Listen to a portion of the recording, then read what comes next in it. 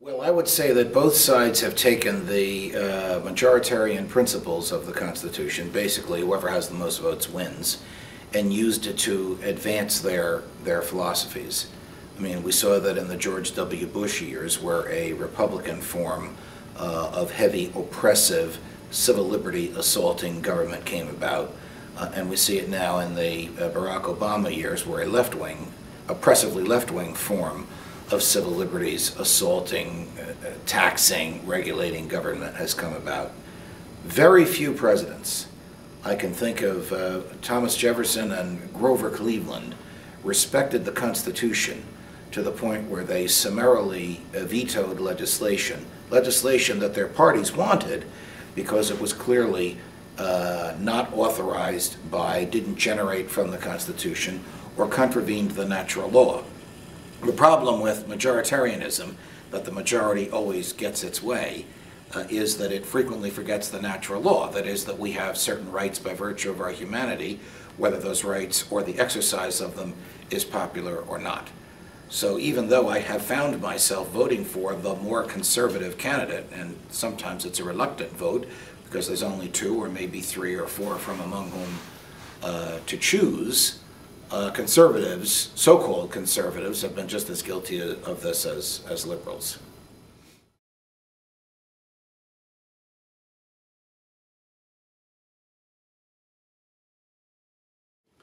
I think secession and nullification are valid for a couple of reasons, and it does not deter me when people refer to those of us who believe in this as wingnuts. It is clear that when a person resurrects an old idea or even comes up with a new one that challenges the authority of the establishment, and the establishment has little intellectual argument against the idea, they will attack the originator or the proponent of the idea. So the name-calling is to be expected. What is also clear is that the framers understood and respected and accepted as a given the concept of secession and nullification. Thomas Jefferson, while he was vice president to John Adams, encouraged, successfully I might add, the legislature of the state of Virginia to enact legislation threatening to secede if Adams and the Federalist Congress enacted certain pieces of legislation. And in fact, every time Virginia threatened to do this, the Congress responded by removing the offending part of the legislation from what they were going to enact. No one said, you don't have the right to leave. Once you've joined, you're in forever. Now, I'm not unaware of the argument that most of my colleagues in the law make, that the Civil War changed everything. I reject that. Might does not make right. Lincoln slaughtered 650,000 people, not to free the slaves, but because he was denied the income from the tariffs of the goods at the various ports from Wilmington, Delaware to Houston, Texas.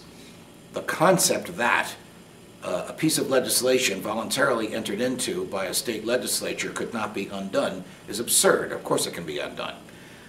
The last time this was looked at by the Supreme Court is a case called Texas against White, which is about 10 or 15 years after the Supreme Court, and in what lawyers call dicta, basically a statement in a case not germane to the outcome of it, but a statement from the court nevertheless. The Chief Justice of the Supreme Court, whose name was White, said, well, it would seem that if 3/4 of the states agreed to the departure of one of them, that state could depart. Where did he get 3/4 from? It takes 3/4 of the state legislatures to amend the Constitution. But joining the Constitution, the Union, and leaving the Union are not acts that require the consent of the other states. So I disagree. The political effect of this is the more interesting one. The more states that threaten to leave, and the more states that threaten to nullify, that is, refuse to allow the enforcement of unconstitutional federal laws within their states, the more judges will take note. There's an old one-liner that judges read election returns. They just read them a year or two after the election, meaning it takes a while for a popular movement to catch up with the judiciary. If many, many states threaten to leave, or many, many states purport to nullify federal legislation, eventually people who think this way will become judges, and this will become part of the fabric of our law.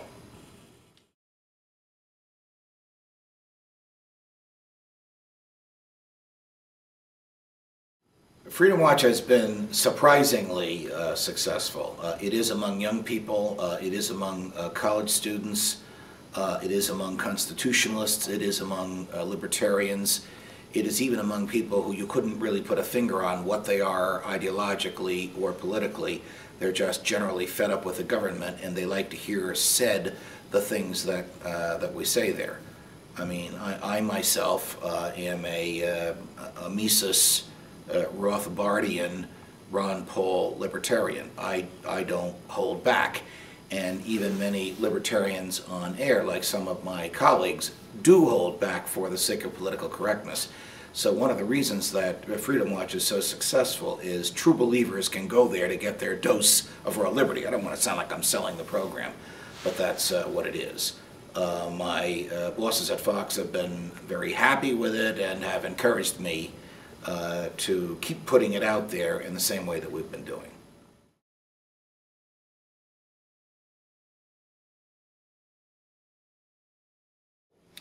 I think it's a lot more respectable politically to be a libertarian.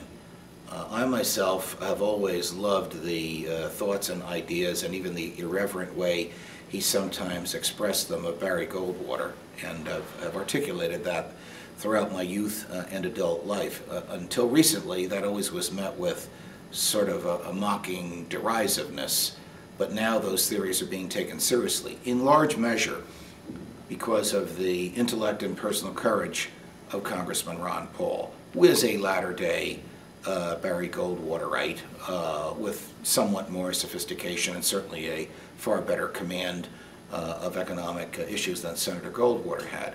But the beauty of Ron Paul, and the reason I emphasize courage, is he votes the way a freedom-loving individual should under our constitutional form of government, no matter how unpopular that may be. Because he led the way, because he broke the ice, millions will follow and it will be a lot easier to do it. I was at the first CPAC before you were born. There were no libertarians here. Everybody was sort of a social conservative. And the first CPAC had 125 people here and it was laughed at and maybe got a paragraph in the New York Times. Big deal, a bunch of conservatives got together because they didn't like the fact that Richard Nixon went to China. That was the era. So you can see how the times have changed.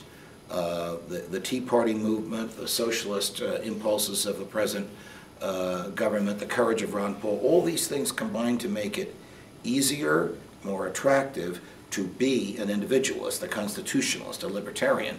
And you see that by the presence of everyone who believes that that's here in Washington with us today.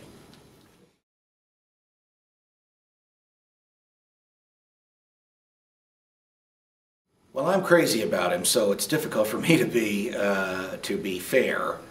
But just taking a step back from my own personal involvement with him, I mean, he has articulated so clearly and consistently the building blocks of freedom in a way that is appealing to people that had been generally unfamiliar with it.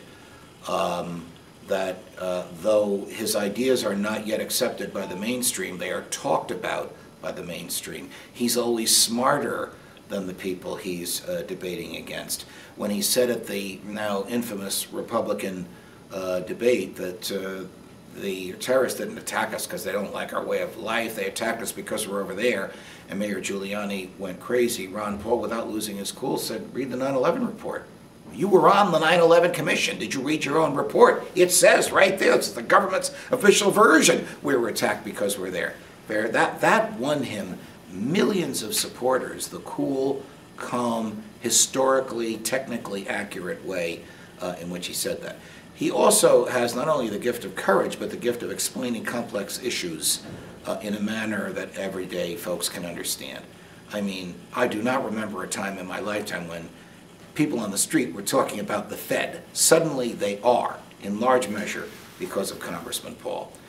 And they know the insidious way in which the Fed has stolen from us and continues to do so, in large measure, because of Congressman Paul. Everybody knows that FDR confiscated gold, but it wasn't until Ron Paul came along that people understand the long-term harm caused by that.